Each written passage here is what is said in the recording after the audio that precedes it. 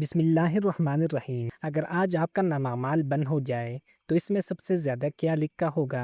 نبی صلی اللہ علیہ وآلہ وسلم نے ایسے شخص کو خوشخبری سنائی ہے جس کے نام اعمال میں ایک خاص عمل بہت زیادہ ہو۔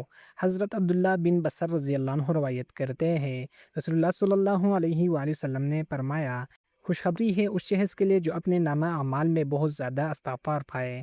سنن ابن ماجہ حدیث نمبر 3818۔ اپنے دن اور رات کو استغفار سے آباد رکھے تاکہ یہ آپ کے نامہ اعمال کی زینت بن جائے۔ حضرت ابو ہریرہ رضی اللہ عنہ روایت کرتے ہیں، رسول اللہ صلی اللہ علیہ وآلہ وسلم نے فرمایا، اللہ کی قسم میں ایک دن میں 70 مرتبہ سے بھی زیادہ اللہ سے استغفار کرتا ہوں اور اس کی طرف توبہ کرتا ہوں۔ صحیح البخاری حدیث نمبر 6307۔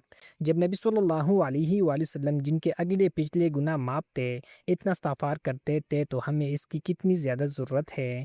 حضرت آغر مزنی رضی اللہ عنہ روایت کرتے ہیں، رسول اللہ صلی اللہ علیہ وآلہ وسلم نے فرمایا، اے لوگو اللہ کے حضور توبہ کرو کیونکہ میں خود ایک دن میں 100 مرتبہ اللہ کی طرف توبہ کرتا ہوں۔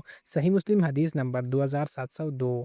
استغفار صرف گناہگاروں کے لیے نہیں بلکہ ہر مومن کی روزانہ کی عبادت ہے۔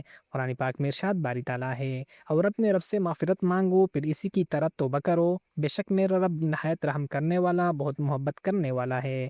سورۃ ہود آیت نمبر 90۔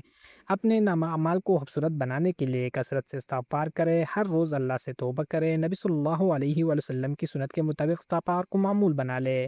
خوش نصیب وہ ہے جس کے نامہ اعمال میں استغفار کی کثرت ہو۔